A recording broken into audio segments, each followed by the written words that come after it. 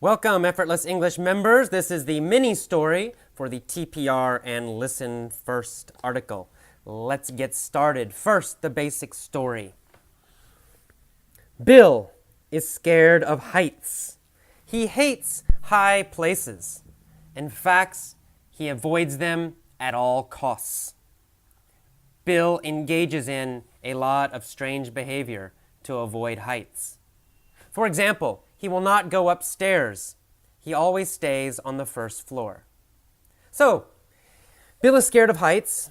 He hates high places. He avoids them at all costs. It means he will do anything necessary to avoid high places, to avoid heights. Bill engages in a lot of strange behavior. He does a lot of strange behavior. For example, he will not go upstairs. He always stays on the first floor. Okay, one day, Bill decides to join a class for people who hate heights. The teacher tells the class, "I will cure you if you do what I tell you." Bill is receptive to the teacher's ideas because he's tired of being afraid. So Bill is receptive to the teacher's ideas. It means he's open to the ideas. He wants to hear the teacher's ideas. He's curious about the ideas. Okay, on the first day of class, the teacher says, "Today we will go back to square one. We will start by climbing just 2 stairs." All right, the teacher says we'll go back to square one. It means back to the beginning, back to the most simple step, the first step. We will start by climbing only 2 stairs. This is very, very simple, right? The next day, however, they climb 5 stairs. And the next day, they climb 20 stairs. As they climb, the teacher yells, "You are strong! You can do it!" Bill internalizes these messages. Okay, Bill lets these messages, "You are strong, you can do it," they go deep into his mind. They go deep into his heart, deep into his feelings. He believes these messages. "You can do it. You are strong." So, Bill feels brave. However, other students drop out of the class like flies. But Bill stays. So other students drop out of the class like flies. They leave the class in large numbers very quickly. So in the beginning, the class is big, 100 students. But by the end of the class, maybe only 3 or 4. On the final day of class, Bill watches a movie about mountain climbing. The movie approximates the experience of being on a mountain. The movie approximates the experience of being on a mountain. It's not the same as being on a mountain, really being on a mountain, but it's close to the experience. It's a similar experience. Watching the movie on a big screen, he feels like he's on a tall mountain, but he's not really. It approximates the experience of being on a mountain. But Bill feels no fear during the movie. He's not afraid watching the movie. The class worked. Bill is no longer afraid of heights. He leaves and immediately climbs Mount Everest. Okay, back to the beginning. Bill is scared of heights. He hates high places. In fact, he avoids them at all costs. Does Bill avoid the tall places at all costs? Yes, of course. He avoids them at all costs. Will Bill do anything to avoid high places? Yes, that's right. He avoids them at all costs. He will do anything to avoid high places. Will he avoid water at all costs? No. He doesn't avoid water at all costs. What does he avoid at all costs? Well, he avoids heights at all costs. He avoids high places at all costs. Bill engages in a lot of strange behavior to avoid heights. Does Bill engage in strange behavior to avoid water? No. He does not engage in strange behavior to avoid water. Does Bill engage in strange behavior to avoid heights? Yes, that's right. He engages in strange behavior to avoid heights. Does Bill engage in strange behavior to avoid dogs? No. He doesn't engage in strange behavior to avoid dogs. What does he engage in strange behavior for? Why does he engage in strange behavior? Well, he engages in strange behavior to avoid heights because he's afraid of heights. That's why he engages in strange behavior. For example, he will not go upstairs. He always stays on the first floor. One day, Bill decides to join a class, a special class, for people who hate heights. The teacher tells the class, "I will cure you if you do what I tell you. I will remove your fear if you do what I tell you. You will be healed. You will be cured." Bill is receptive to the teacher's ideas because he's tired of being afraid.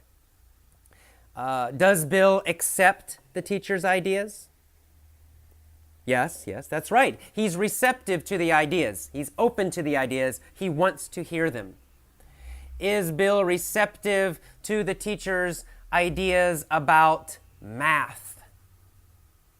Well, we don't know, but no, probably not. Bill is not receptive to the teacher's ideas about math. He doesn't care about math. He's receptive to the teacher's ideas about high places, about how to get rid of fear. Is Bill receptive to the teacher's ideas because he's stupid? No, that's not why. Bill's not receptive to the teacher's ideas because he's stupid. Is Bill receptive to the teacher's ideas because he's poor? No, that's not why. Bill's not receptive to the teacher's ideas because he's poor. Why is Bill receptive to the teacher's ideas? Well, he's receptive to the teacher's ideas. He wants to hear the teacher's ideas because he's tired of being afraid. He doesn't want to be afraid anymore. He's tired of being afraid, so he's very receptive to the teacher's ideas. On the first day of class, the teacher says, "Today we will go back to square one." On the first day, did they do something complicated, something difficult? No. On the first day, they went back to square one. On the first day, they did something very simple. On the first day, they started at the beginning. On the first day, did they go back to square one? Yes, that's right. On the first day, they went back to square one. On day number 50, did they go back to square one? No, not on day number 50. On the first day, they went back to square one. On the first day, they started again. They started at the first step. They started very simply. On the first day, they went back to square one. How did they go back to square one? What was the first step? Well, the first step was climbing only 2 stairs. The teacher said, "Today we will go back to square one. We will start by climbing just 2 stairs." The next day, they climbed 5 stairs. The next day, 20 stairs. As they climb the stairs, the teacher yells, "You are strong! You can do it!" Bill internalizes these messages. Does Bill internalize the fear? No, he does not internalize fear. Does Bill internalize the teacher's sentences? Yes, that is true. Bill internalizes the teacher's sentences. Bill internalizes the teacher's messages. Bill learns very deeply what the teacher is saying. He believes it very deeply. Bill internalizes these messages. Do all the students internalize the messages? Well, no, actually no. All the students don't internalize the messages. Bill internalizes the messages, but other students drop out of the class like flies, right? Other students quit. In fact, many students quit. So all students do not internalize the messages, but Bill does. Bill learns them very deeply. He believes them deeply. Bill internalizes the messages. You are strong. You can do it. Bill feels brave. He feels strong. He has internalized the messages. However, other students drop out of the class like flies. Do other students leave the class just a little bit, in small numbers? No. They drop out of the class like flies. They leave in very large numbers. Do a lot of people quit the class? Yes, that's correct. The students drop out of the class like flies. Do the students drop out of the class like bugs? No, we don't say that in English. We say the students drop out of the class like flies. Do teachers drop out of the class like flies? No, not teachers. Teachers don't drop out of the class like flies. There's only one teacher, and he does not quit. The students drop out of the class like flies. All right. On the final day, however, Bill stays, and on the final day, Bill watches a movie about mountain climbing. The movie approximates the experience of being on a mountain. Does the movie approximate the experience of swimming? No, it doesn't imitate, it doesn't copy, it's not close to swimming. Does the movie approximate the experience of eating? No, the movie does not approximate the experience of eating. It's not like eating. Does the movie approximate the experience of eating or the experience of being on a mountain? Well, of course, it's the second one. The movie approximates the experience of being on a mountain. Is the movie similar to being on a mountain? Is it a similar feeling? Yeah, that's right, it is. It's a similar feeling. The movie it gets close to, it approximates the experience of being on a mountain. Bill watches the movie, but he feels no fear. Bill is not afraid when he watches the movie. The class worked. The class was successful. Bill is no longer afraid of heights. He's not afraid. So what does he do?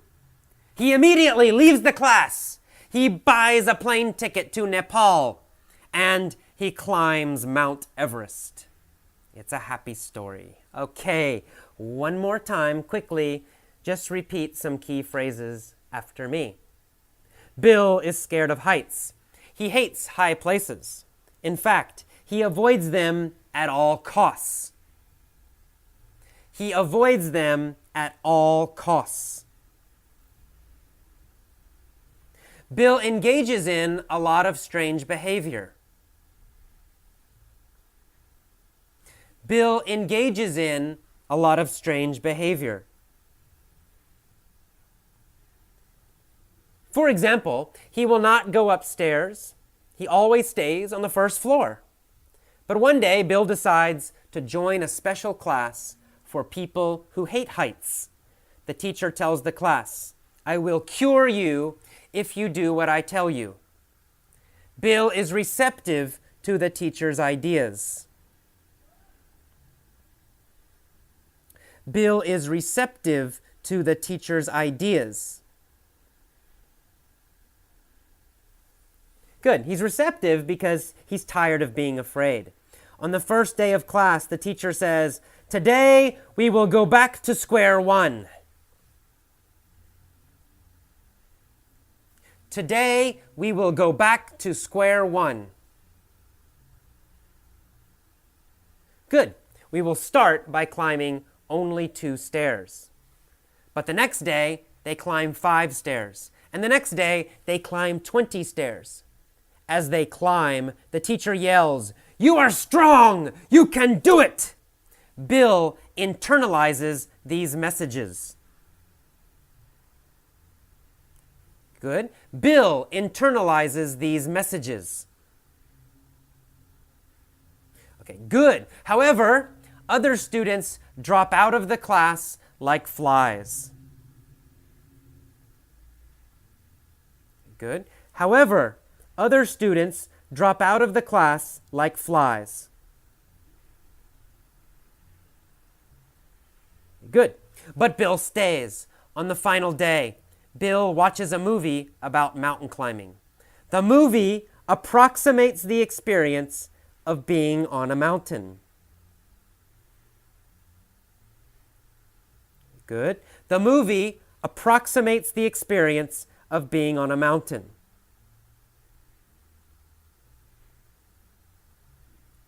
But Bill is not afraid during the movie. He feels no fear. The class worked. Bill is no longer afraid of heights. He leaves and immediately climbs Mount Everest. Cafe Puccini. My favorite spot in San Francisco is Cafe Puccini, located in the North Beach neighborhood of the city. North Beach has a long and interesting history. It was originally the neighborhood for Italian immigrants in the city, and even today it has many Italian people, cafes, and restaurants. As a kid, the famous baseball player Joe DiMaggio lived in North Beach. The most famous period for the neighborhood, however, was in the late 1950s and the 1960s, when North Beach served as the center of San Francisco's literary renaissance. In particular, North Beach was home to the beat writers and poets. The Beats developed a new, free, open style of writing. They also challenged the conservative society of America in the 1950s and helped create San Francisco's uniquely liberal culture. Many credit the Beats as the fathers and mothers of the 1960s cultural renaissance in America. Among the most famous beat writers were Jack Kerouac, Allen Ginsberg, and Gary Snyder, all of whom lived in North Beach at various times in their lives. The focal point of the movement was City Lights Bookstore, owned by the anarchist poet Lawrence Ferlinghetti. In the 1950s, City Lights made history when they published Allen Ginsberg's controversial poem, Howl, which shocked mainstream Americans at the time. Soon after, Jack Kerouac followed with his books On the Road and The Dharma Bums, and the Beat movement was born. Ferlinghetti is still the owner of the bookstore, and City Lights is still a popular independent publisher. And North Beach is still home to artists and writers, although it has become much more expensive and now attracts wealthier residents as well as tourists. Even though the literary scene is not what it used to be, North Beach still has many family-owned cafes. You'll find artists, writers, poets, entrepreneurs, musicians, business people, and tourists relaxing together in them. My favorite is Cafe Puccini, which is named after the Italian opera composer. The cafe owner is Italian. He often plays opera music, and every day he sits at a table in the back and chats with his friends. They hold long, animated conversations in Italian, adding to the music of the place. I go to that cafe often. Usually, I get a mocha, find a small table, and then write articles for Effortless English. Sometimes I study a little Spanish or Japanese. Sometimes I read. Sometimes I just watch the people walk by the windows. The staff never seems to mind that I stay a long time. They are always friendly. On sunny days, I sit at a table on the sidewalk, but now, during the winter, I stay indoors. If you get a chance to visit San Francisco, stop by Cafe Puccini. It's located near the intersections of Columbus and Vallejo Streets in North Beach. Be sure to bring a book by Kerouac or Ginsberg. Sit, enjoy the opera music, and relax for a while. No one will hurry you. Okay, Effortless English members, welcome to the mini story for the article Cafe Puccini. All right, let's get started. Mike is a writer, but he's not a normal writer. He's a very controversial writer. Liberal people love him. Conservative people hate him. Mike is famous in the American literary scene. He helped make history by challenging Stephen King to a competition. He said to King, "I am the best writer in America. I challenge you to a competition to prove who the best writer really is. Stephen King accepted. They decided to hold the competition in New York City. Both writers sat at a table with a pen, some paper, and a clock. They had only 10 minutes to write. Stephen King wrote calmly and slowly. He seemed very confident. Mike was very animated. He shook his head. He moved his feet. He smiled. He frowned. He cried and he laughed as he wrote. After 10 minutes, they finished. A group of writers read their papers. They decided that both papers were so good they could not pick a winner. Everybody else was shocked. Though there was not a clear winner, this competition started a new movement called fast writing. Suddenly, everywhere in America, writers tried to write quickly. Many writers tried to copy Mike and Stephen King's fast writing style. But, unfortunately, most of them were terrible. No one could beat Stephen King and Mike.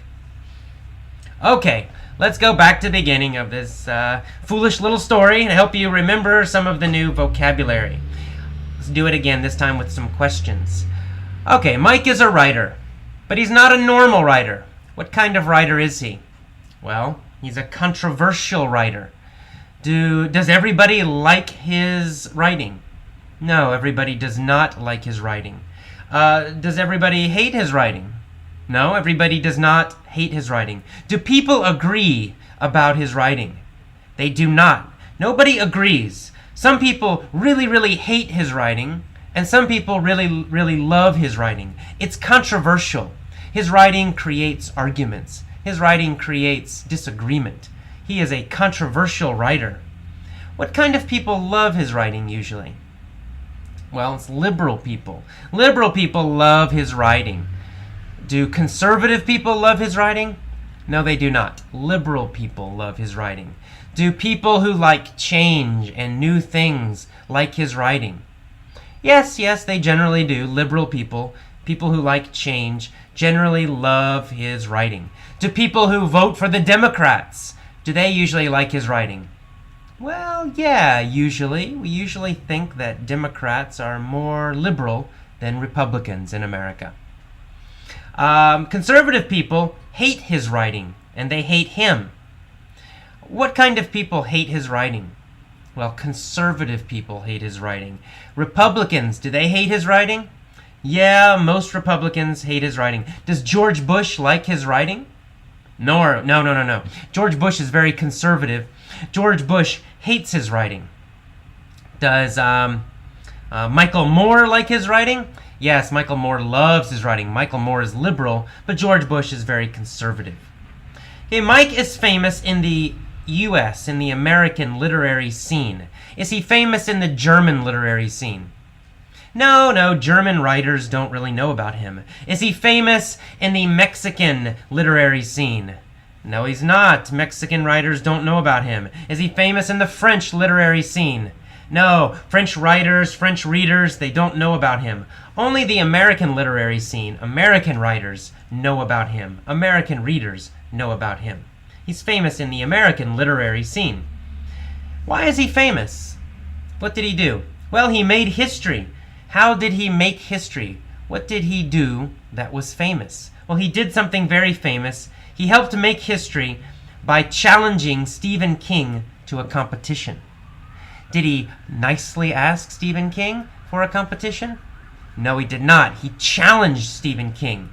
Right? He kind of disagreed with him. He said, let's have a competition. Let's have a fight. He challenged Stephen King to a competition, a writing competition. He said to King, I am the best writer in America. I challenge you to a competition to prove who the best writer is. So he's challenging. He's asking for a competition. He's asking for a fight. He's challenging him. King accepted. King said yes. They decided to hold the competition in New York City. To hold, in this case, means to have or to do. So they decided to do the competition in New York City. They decided to have the competition in New York City. They decided to hold the competition in New York City. Where did they hold the competition? They held the competition in New York City. Did they hold the competition in San Francisco? No, they did not hold the competition in San Francisco. They held it in New York City. Past tense, held. Both writers sat at a table with a pen, some paper, and a clock.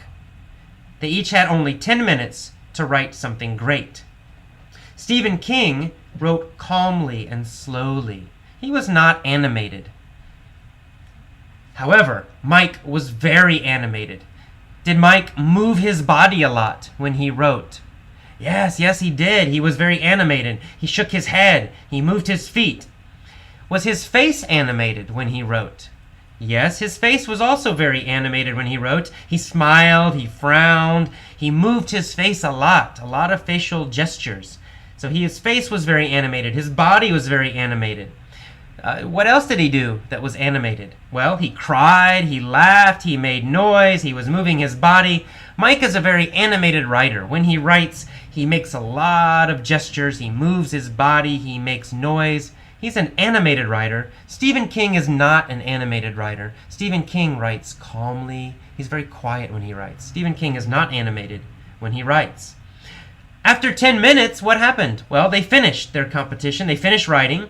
And then another group of writers read their papers. They read what they wrote.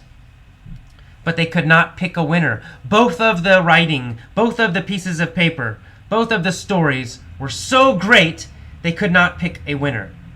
Everybody was shocked. However, there was no clear winner, but this competition made history. It was very famous. It started a new movement called fast writing. Did it start a small movement? No, it started a big movement. It means a lot of people copied what they did. Was this a famous movement? Yes, it was a famous movement. It means a lot of people followed this technique of fast writing. It became a movement. Large numbers of writers began to do this. It became a big movement, an international movement. It went from America to Mexico to Canada to Europe. Soon, every writer in all these countries was trying to write fast, trying to write quickly. It became a big movement, a new movement in writing. Many writers tried to copy Mike and Stephen King's fast writing style. However, no one could beat them. All the fast writing in all these countries in this big movement, most of it was terrible. Only Mike and Stephen King were good. All right, let's go back to the beginning one more time and listen again. Mike is a writer, but he's not a normal writer. He's a very controversial writer. Creates a lot of conflict, a lot of argument with his writing. He's a controversial writer. Liberal people love him. People like Michael Moore or John Kerry or other liberals, environmentalists, labor union people. They all love his writing. Conservative people hate his writing. George Bush hates his writing. Republicans hate his writing. Fox News hates his writing. Okay, Mike is famous in the American literary scene. He's not famous in the French literary scene or the Mexican literary scene. He's only famous to American writers and American readers. He's famous in the American literary scene. He helped make history by challenging Stephen King to a competition.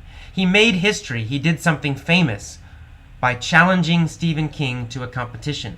He said to King, "I am the best writer in America. I challenge you to a competition to prove who the best writer is." He asked him for a competition. He asked him for a fight. He challenged him. King said yes. King accepted. They decided to hold the competition in New York City. They did not hold the competition in Maine, where Stephen King lives. They held the competition in New York City. Both writers sat at a table with a pen, some paper, and a clock. They wrote for 10 minutes, and only 10 minutes, very quickly. Stephen King was not animated when he wrote. He was very calm. He wrote slowly. However, Mike was very animated when he wrote. He moved his body. He shook his head. He moved his feet. He smiled. He frowned. He laughed. He cried. He wrote very quickly. He was very animated when he wrote. After 10 minutes, they both finished, and the judges, the group of writers, the referees, read both papers. Both stories were fantastic. In fact, they were so good, they could not pick a winner. They decided both of them won. Everybody was surprised and shocked. This made history. It was a famous competition. And it created a new movement. It started a new literary movement, a new writing movement. Lots of people copied their style and tried to write quickly. Writers all over America started writing very fast. Writers in other countries started writing very fast. It became a big movement. However, most people in the movement, most writers in this movement, were very bad writers. None of them could match, none of them could beat Mike and Stephen King. All right, please stop your iPod now and try to repeat this story. Tell this story out loud so you can hear it to yourself. You don't need to say every word correctly. However, try to use the new vocabulary correctly. So don't memorize the story. Just tell the general story, but use the new vocabulary. See if you can remember how to use it correctly. If you have trouble, if you can't do it, listen again and then try again to tell the story yourself. Okay, I will see you next time. Bye-bye.